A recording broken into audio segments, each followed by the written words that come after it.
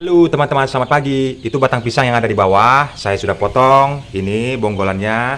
Saya sudah cacah supaya tidak terlalu besar. Baru ini mesinnya teman-teman. Mesin andalan kita ya. Sudah hampir setahun tidak pernah rusak. Kalian sudah pasti familiar ya. Yang mau samaan silahkan cek di deskripsi. Ada linknya, klik saja nanti diarahkan ke tokonya. Ini kita akan masak beda teman-teman. Kita akan pakai Royco. Nah, menjadi pembedanya karena merubah rasanya menjadi lebih lezat lagi. Ini semuanya nanti kita akan masak teman-teman. Bercampur dengan ini.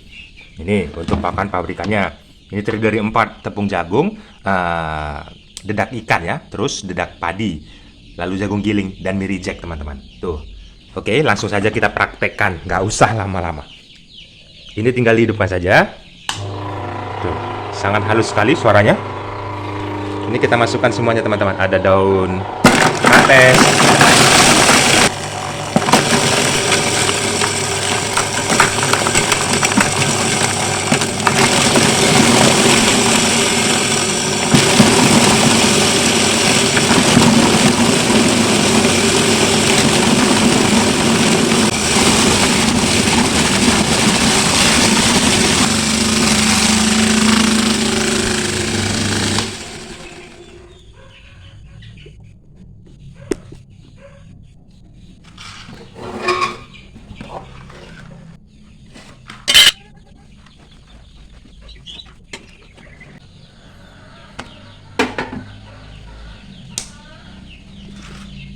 Inilah hasil cacahannya teman-teman. Makanya selalu saya rekomendasikan kepada kalian yang belum beli silakan, yang mau samaan dengan saya. Dan ini sangat halus sekali. Nah, kalau sudah seperti ini, tinggal kita taruh ini di bawah. Nih, kita tuang saja. Kalian tinggal sesuaikan saja dengan jumlah banyaknya ayam kalian ya. Ini saya menjadi bagian termennya ada 2 yaitu sore. Ini untuk pagi ini. Nah, kalau sudah seperti ini, tinggal dicampur dengan nutrisi tambahannya terdiri dari 4 bahan yang saya katakan tadi. Nih, ada dedak ikan, jagung giling, terus mie reject, sama dedak padi teman-teman. Nah, saya rasa seperti ini sudah cukup karena sebagian sudah dijual ya ayamnya. Hanya sekitar ya 40 ekor lagi lah. Nah, setelah seperti ini dicampur dengan air cucian beras. Nih, dituang semuanya. Oke. Nah, untuk penambah rasanya tinggal taburkan. Ini satu Royco ini kan hanya Rp1.000 saja ya. Ini separuh saja, separuh. Dan ini sangat lezat sekali teman-teman. Pasti sangat lezat sekali. Nah, barulah direbus. Tuh, sudah nyala. Tinggal tunggu sampai mendidih. Seperti itu. Oke teman-teman, dan ini sepertinya sudah mendidih ya, dan sudah agak sedikit mengering. Yang tadinya sangat basah sekali. Dan ini sudah layak teman-teman. Spesial sekali ini untuk ayam kita. Ini pakan alternatif agar tidak membengkak ya biayanya. Oke, kita tuang. Nih, seperti ini penampakannya teman-teman. Nah, jadi yang mau samaan silahkan ya. Dengan metode seperti ini, nutrisinya sangat tinggi sekali. Kita sengaja untuk membentuk nutrisinya itu yang lebih tinggi adalah karbohidrat teman-teman. Dari mana saja karbohidratnya? Dari jagung, dari mie instan. Begitu juga dari air cucian beras teman-teman. Dari dedak padinya juga sangat tinggi ya. Artinya karbohidrat yang kita tinggikan di sini adalah 30%, untuk proteinnya itu sekitar 25% teman-teman. Kenapa proteinnya tinggi 25% ya? Karena kita menggunakan dedak ikan teman-teman. Kalian bisa lihat di sini reject dari ikan-ikan kecil-kecil. Nah, itulah yang menyebabkan protein itu juga tinggi di pakan alternatif ini teman-teman. Nah, kondisi seperti ini tinggal kita tunggu dingin saja. Nah, kalau sudah dingin, barulah kita tinggal berikan ke ayamnya. Nah, itu kalian bisa lihat ya, yang di bawah itu ada sekitar 100 ekor anakan KUB ya. Tetapi ini bukan untuk ayam itu teman-teman, karena usia anakan ayam itu masih 3 minggu. Jadi belum dianjurkan untuk menggunakan pakan alternatif. Nah, pakan alternatif ini, apalagi ini sudah menggunakan air cucian beras ya, artinya berkarbohidrat tinggi. Saya menggunakannya kepada ayam yang sudah mau dijual teman-teman. Artinya sekarang ini kondisinya ayam yang di depan rumah itu, ini kan di belakang rumah. Tuh, itu juga di belakang rumah nih. Tuh, ini belakang rumah. Belakang kita itu ada sawah. Nah, ini bukan untuk yang ini teman-teman, tetapi untuk yang di depan rumah. Di depan rumah itu ada, kalau kalian sudah subscribe ataupun sudah sering nonton video saya ini, pasti kalian sudah paham ya. bagaimana saya memberikan makan ayam yang di depan rumah itu. Ada sekitar, kemarin itu ada 200 ekor. Karena sudah masuk dalam proses penjualan sekitar 40 ekor lagi teman-teman. Nah, artinya kalau sudah dingin ini baru saya berikan kepada ayam itu. Tujuan saya sangat jelas teman-teman, untuk pembentukan dagingnya lebih padat lagi. Dan pekerjaan empela, karena kan dari tembolok mereka patuk masuk ke tembolok, dari tembolok masuk ke empela, dari empela itulah mereka akan giling apa yang mereka makan. Makanya jangan heran di empela itu ada batu kecil-kecil yang ayam itu sengaja patuk agar menjadi gigi, karena di situ mereka menggiling ini teman-teman.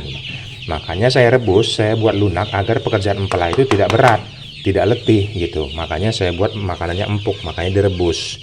Jadi kalau sudah empelanya tidak bekerja selalu keras, tidak letih ya, artinya maka energi yang dikeluarkan juga tidak mubazir. Nutrisi yang mereka makan ini akan terserap langsung menjadi daging teman-teman. Pembentukan bulu untuk mengkilapkan, karena di sini ada sayur-sayuran juga seperti batang daun singkong, tadi ada daun kates juga ya. Jadi bahan utamanya memang sekitar 40% itu dari batang pisang, selebihnya campuran. Nah, inilah bagusnya hasil cacahan menggunakan mesin itu teman-teman. Hampir tak terlihat ini batang pisangnya. Sudah dicacah, sudah direbus juga. Nah, aslinya itu tuh. Jadi sudah sangat bagus sekali ya, sangat rekomendasi sekali untuk kalian terapkan teman-teman. Nah, langsung saja nanti kita akan berikan makan coba. Oke teman-teman, ini sudah jadi ya. Kita berikan ke ayam yang di sini saja ya, nggak usah yang di depan rumah. Karena ini ada pembelajaran penting yang mau saya sampaikan kepada kalian, agar kalian mengetahuinya teman-teman. Sederhana sih, tetapi ini sangat bermanfaat sekali ya. Ini, kalian perhatikan ya. Sekarang ini teman-teman, ayam ini usianya sudah 3 bulan. Sudah 3 bulan lebih. Makanya kalian lihat di sini ada yang ini agak besar ya, ini 1,5 kilo mungkin sudah ada ini. Ini tersisa 2, 4, 6, 7. Ada tersisa 7 lagi. Yang tadinya di sini ukuran kandang 2 kali 2,5 meter. Tadinya di sini ada 100 ekor teman-teman. Nah, kenapa ini yang lambat teman-teman? Ada sekitar selisih sudah hampir 1 minggu lebih ya. Kenapa ini masih lambat? Kenapa ini masih belum dijual gitu teman-teman? Nah, saya akan jelaskan kepada kalian. Pada saat proses kecil kemarin, saya memiliki ayam 100 ekor yang saya ditempatkan di sini, artinya usia 3 minggu. Dari 100 ekor itu teman-teman, tidak semuanya itu hidupnya secara normal. Artinya ada kendala yang mereka lalui, baik itu dari snot mata, dari hidung, ataupun gangguan-gangguan virus lainnya. Ini bisa kalian lihat dengan jelas ya teman-teman ya. Yang ini matanya sebelah kanan ini buta teman-teman. Tetapi sebelah kiri normal. Nih, sebelah kirinya normal. Nah, makanya dia masih bisa untuk patuk-patuk makan.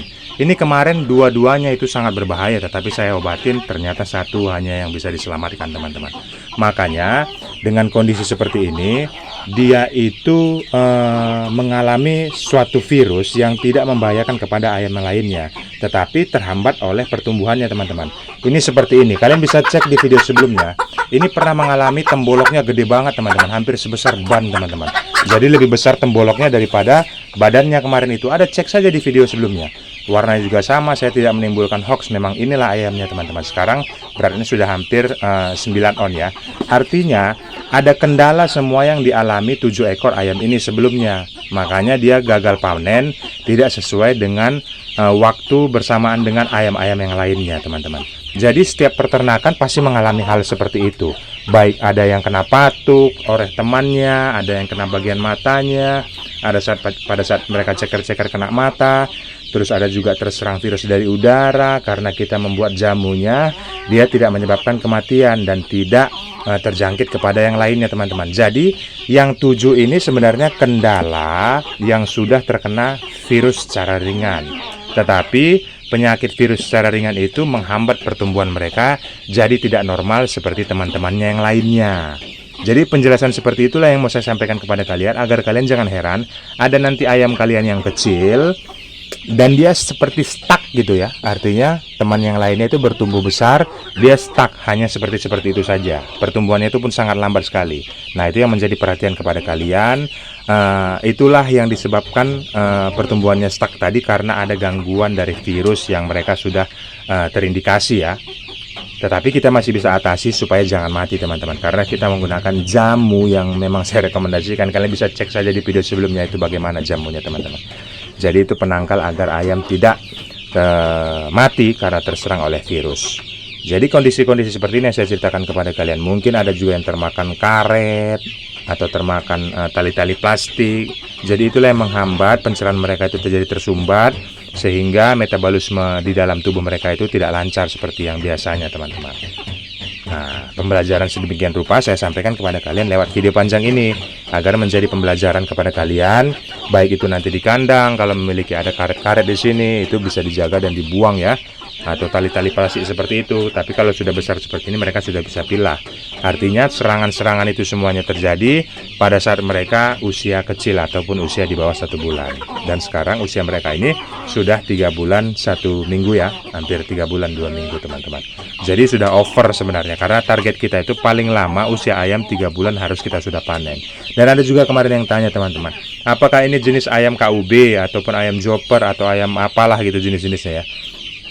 Jadi sebenarnya ayam ini bukan ayam jenis-jenis seperti itu. Ini ayam kampung asli teman-teman. Kalian bisa lihat sendiri karakternya, ada yang kaki coklat hitam, ada yang kaki kuning, dan ini hitam pekat.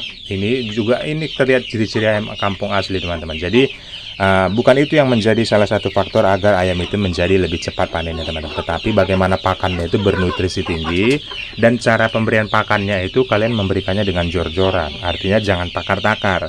Kita berikan makan memang 2 kali saja dalam sehari. Tetapi pada saat kita berikan pagi itu cor sampai temboloknya betul-betul penuh. Begitu juga di sore hari itu dicor sampai betul-betul gemuk, sampai betul-betul full temboloknya. Artinya jangan ditakar-takar, karena ada juga saya lihat metode-metode yang lain itu ditakar satu ayam itu hanya 1 on. Jadi paginya itu setengah on, sorenya itu setengah on. Jangan seperti itu teman-teman. Itu ya mungkin bisa lambat lah pertumbuhan ayamnya itu menjadi terhalang ya. Artinya tidak sesuai, kecepatan untuk panennya itu akan menjadi terhambat. Makanya tidak heran kalau metode-metode seperti itu ya hanya memberikan makan sekedarnya saja agar sudah diberi makan gitu mungkin prinsipnya ya. Itu tidak bisa teman-teman. Jadi bisa panen nanti 4,5 bulan ataupun 5 bulan bahkan ya. Nah, jadi pembelajaran sedemikian rupa saya sampaikan kepada kalian melalui video panjang ini. Jangan lupa like-nya. Kalau ada kendala di tempat kalian silahkan tuliskan saja di kolom komentar. Saya akan jawab nanti berdasarkan pengalaman saya yang sudah saya dapatkan di dunia peternakan, khususnya di Jari Pelawi ini teman-teman. Oke, semangat terus untuk dunia peternakan yang kampungnya. Aktif dalam kolom komentar, tanyakan apa saja, kalian di kota mana saja, silahkan kita kenalan di kolom komentar teman-teman. Semangat terus untuk peternak ayam kampung. Salam kasih dari Jari Pelawi.